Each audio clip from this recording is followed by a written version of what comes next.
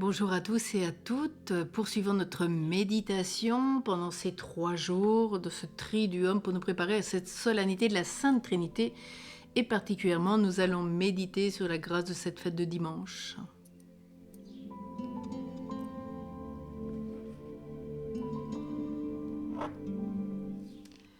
Oui, l'Église célèbre donc dimanche cette solennité de la Sainte Trinité, le mystère central de notre foi. La foi, donc, dans ce grand mystère d'un Dieu trine et à la fois un. La Sainte Trinité, c'est la source de tous les dons, la source de toutes les grâces. C'est le mystère ineffable de la vie intime de Dieu. La liturgie que nous verrons dimanche nous invitera à fréquenter avec intimité chacune des 3 personnes divines, le Père, le Fils et le Saint-Esprit, à part égale, puisque nous sommes chrétiens. Cette fête a été établie pour tout l'Occident en 1334 par le pape Jean XXII et restée fixée donc au dimanche après la venue du Saint-Esprit. Nous pouvons donc répéter très souvent, et plus particulièrement pendant ces jours de grâce, et dès que vous le désirez, bien sûr, ce gloire au Père avec beaucoup plus d'attention. Alors tout d'abord, la révélation de ce mystère trinitaire. Nous chantons bien dans le Trisagium Angelicum ou comme dans le Te Deum, c'est à toi la louange, à toi la gloire, à toi l'action de grâce dans les siècles des siècles, ô Trinité bienheureuse, comme s'exclamera aussi Sainte Élisabeth de la Trinité. Après avoir révélé les mystères du salut, depuis la naissance du Christ à Bethléem jusqu'à la venue du Saint-Esprit, donc à la Pentecôte, la liturgie nous a proposé le mystère central de notre foi et que nous allons vivre ce dimanche, la Sainte Trinité, qui malheureusement est peut-être pas assez mise en valeur. Source donc de tous les dons, toutes les grâces, mystère ineffable de notre vie intime avec Dieu et de la vie intime de Dieu. Et peu à peu, avec une pédagogie divine, Dieu a manifesté sa réalité intime, nous a révélé comment il est, en lui-même, indépendamment de toute la création. Dans l'Ancien Testament, il nous a fait surtout connaître l'unité de son être, sa complète distinction du monde et sa façon d'être en rapport avec lui, comme créateur et Seigneur. Et on nous enseigne aussi de nombreuses façons que Dieu, à la différence du monde, est incréé, qui n'est pas limité à un espace, il est immense. Il n'est pas limité dans le temps, il est éternel. Et son pouvoir n'a pas de limite, il est tout-puissant, omniscient, omnipotent. Donc sachons donc aujourd'hui et méditons cela dans notre cœur, nous rappellera la liturgie dimanche, que le Seigneur Dieu, là-haut dans le ciel comme ici-bas sur terre, il n'y en a pas d'autre. C'est ce que nous rappelle le livre du Deutéronome. Oui, toi seul Seigneur, tu es Dieu. Et l'Ancien Testament proclame surtout la grandeur du Seigneur, le Dieu unique, créateur, Seigneur de tout l'univers depuis la Genèse. Mais aussi se révèle comme le berger qui cherche son troupeau, qui soigne les siens avec amour, tendresse, qui pardonne, oublie les fréquentes infidélités du peuple élu. Et en même temps se manifeste la paternité de Dieu le Père, l'incarnation de Dieu le Fils qui est annoncée par les prophètes, et l'action du Saint-Esprit qui vivifie tout. Et déjà, tout est donné dans le mystère de la Genèse, des chapitres 1 à 3. Mais c'est le Christ qui nous révèle l'intimité du mystère trinitaire et l'appelle à participer d'elle. Personne ne connaît le Père si ce n'est le Fils et celui à qui le Fils veut le révéler. Nous rappellera bien sûr Matthieu 11. C'est Saint Jean, excusez-moi, c'est Jean 16. Voilà, Jean 16. Le mystère de la Sainte Trinité est le point de départ de toute la vérité révélée et la source d'où procède la vie surnaturelle et vers où nous nous dirigeons. Nous sommes fils du Père, frères et co-héritiers du Fils, et sanctifiés continuellement par le Saint-Esprit pour nous identifier chaque fois plus au Christ. Et c'est ainsi que s'accroît le sens de notre filiation divine dans la grâce de notre baptême. Cela fait de nous aussi des êtres, des temples vivants de la Sainte Trinité. Et puisque la Sainte Trinité est le mystère central de la vie de l'Église, la Sainte Trinité est continuellement invoquée dans toute la liturgie. Nous avons été baptisés au nom du Père et du Fils et du Saint-Esprit, et en son nom, on nous pardonne les péchés. En commençant et en terminant de nombreuses prières, nous nous adressons au Père par la médiation de Jésus-Christ dans l'unité du Saint-Esprit. Très souvent, tout au long de la journée, nous répétons, nous particulièrement les chrétiens, quand nous prions le rosaire, ce gloire au Père, au Fils et au Saint-Esprit, comme à la fin des psaumes.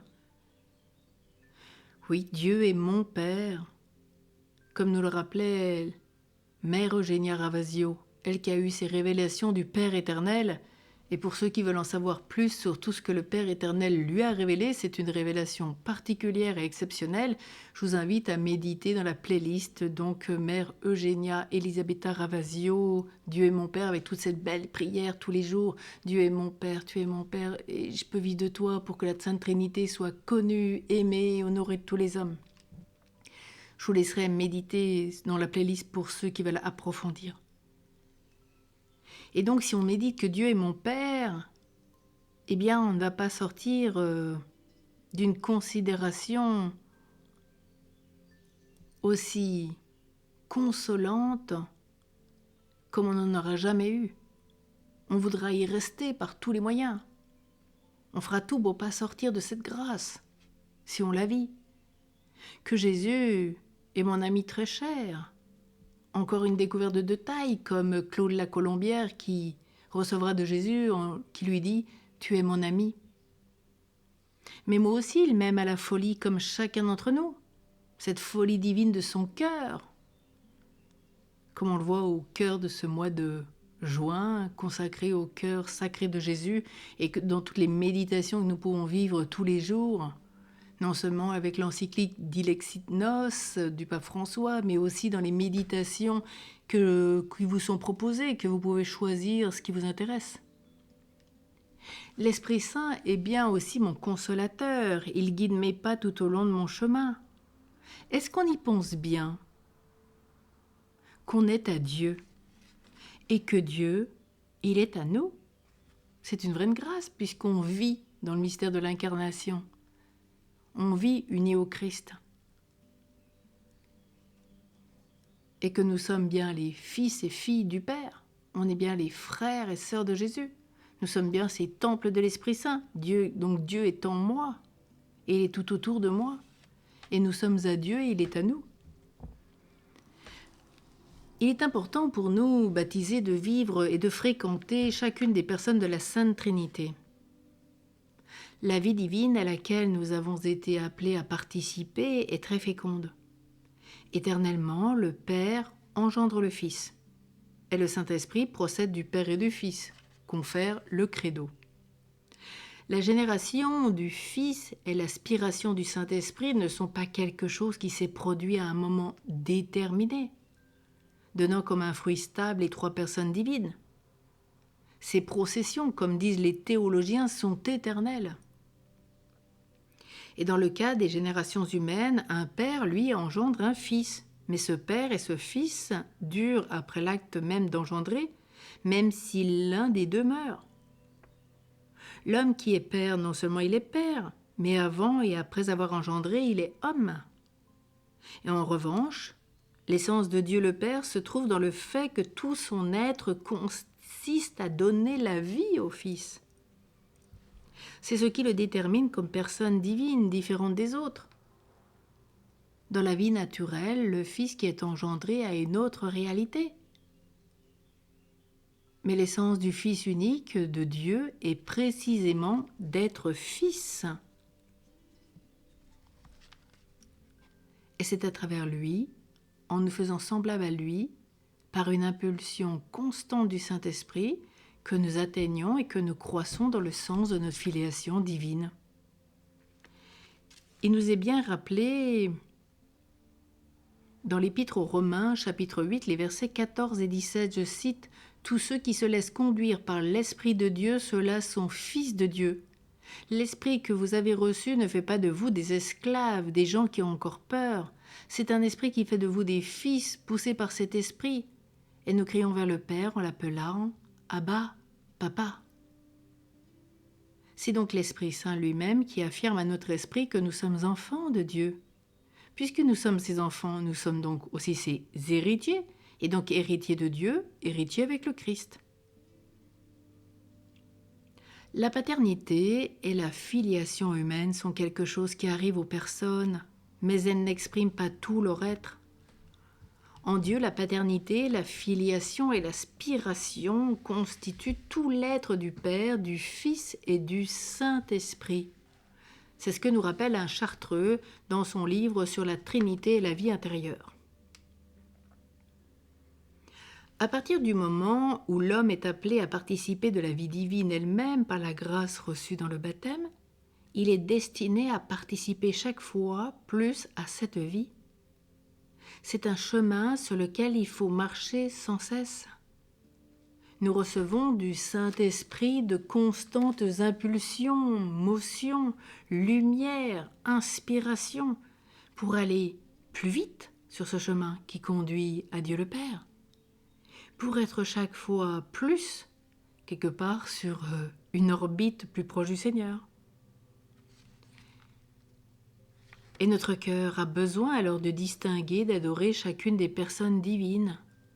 L'âme fait en quelque sorte une découverte dans la vie surnaturelle, comme une créature qui ouvre peu à peu les yeux à l'existence. Elle amorce un dialogue d'amour avec le Père, un dialogue d'amour avec le Fils, un dialogue d'amour avec l'Esprit Saint. Et elle se soumet avec simplicité à l'activité du Paraclet, c'est-à-dire l'Esprit Saint qui est vivificateur, qui se donne à nous sans cesse sans que nous le méritions.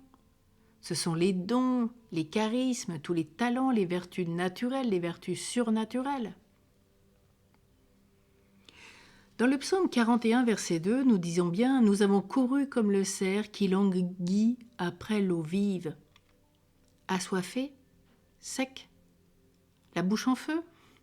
Nous voulons boire à cette source d'eau vive, sans rien faire d'extraordinaire. Nous évoluons tout au long du jour dans cette abondante et limpide source en eau fraîche qui jaillissent jusqu'à la vie éternelle, nous rappellera Saint Jean 4, 14. Donne-moi de cette eau, que je n'ai plus jamais soif. Les mots deviennent inutiles parce que la langue n'arrive pas à exprimer et à s'exprimer.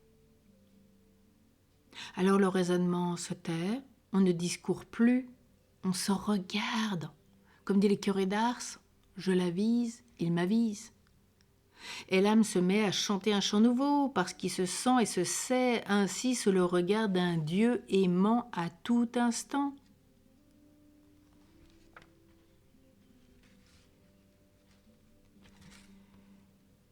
Et puis il nous faut apprendre à prier la Sainte Trinité.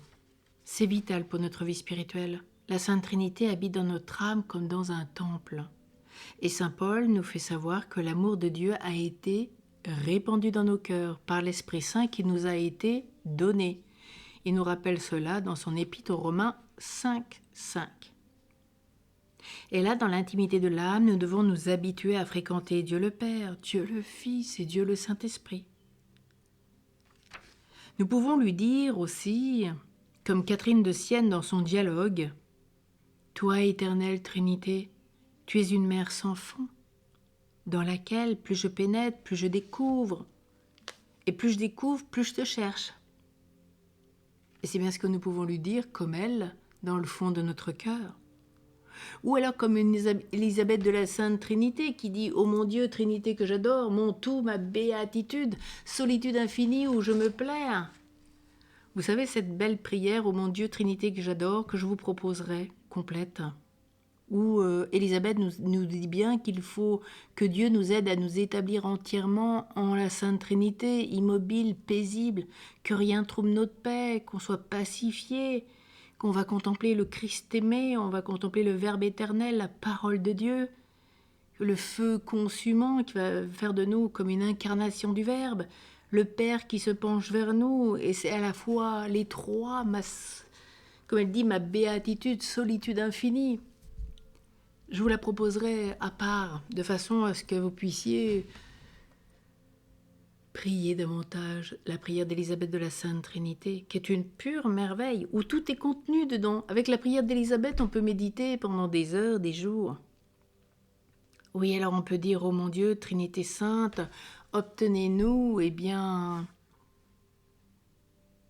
obtenez de nous, pauvres êtres que nous sommes, quelque part, que nous puissions donner le meilleur pour votre gloire. Que la Sainte Trinité puisse faire ce qu'elle veut de nous, dans le temps et l'éternité, qu'on ne mette pas d'obstacle. Oui, jamais aucun obstacle volontaire à la grâce de son action transformatrice comme Élisabeth de la Trinité. Et seconde après seconde, avec une intention toujours actuelle, je viens offrir comme chacun s'offre, et on offre tout ce que l'on est, tout ce que l'on a, et que notre pauvre vie soit en union intime avec le Verbe incarné, un sacrifice incessant de louange à la gloire de la Sainte Trinité. Oui, ô mon Dieu, que je voudrais vous glorifier, aussi en échange de ma complète immolation ou de toute autre condition. Il était en mon pouvoir d'enflammer le cœur de toutes vos créatures et la création tout entière, dans les flammes de votre amour. Combien je voudrais le faire de tout cœur, qu'au moins notre pauvre cœur puisse vous appartenir tout entier, qu'on ne se réserve rien pour nous-mêmes, ni pour les créatures, ni un seul battement de notre cœur, qu'on puisse vraiment tout offrir dans la confiance, l'abandon total, qu'on aime immensément tous nos frères et sœurs, mais uniquement avec vous, par vous et pour vous. Sans vous, sans la Sainte Trinité, rien n'est possible. Et on voudrait surtout t'aimer avec tout le cœur de Saint Joseph, ce cœur virginal, avec le cœur immaculé et douloureux de Marie, les plus beaux cœurs, avec le cœur adorable de Jésus. Père, on voudrait t'aimer. On voudrait s'enfoncer dans cet océan infini, dans cet abîme de feu qui consume le Père et le Fils, dans l'unité du Saint-Esprit, et t'aimer de cet amour infini. Ah oui, Père éternel, tu es le principe, la fin de toute chose. On vient de toi, on retourne à toi. C'est bien ce que nous a dit Jésus dans Saint Jean. Je viens du Père et je retourne au Père. Il nous montre le chemin pour chacun. Et par le cœur immaculé, nous offrons Jésus, le Verbe incarné. Et par lui, avec lui et en lui, c'est bien ce qu'on dit à la doxologie pendant la messe.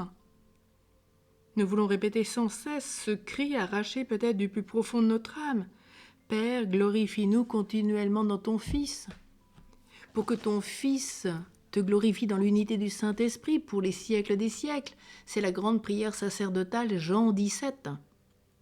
Les versets 1 et suivants, c'est une magnifique prière.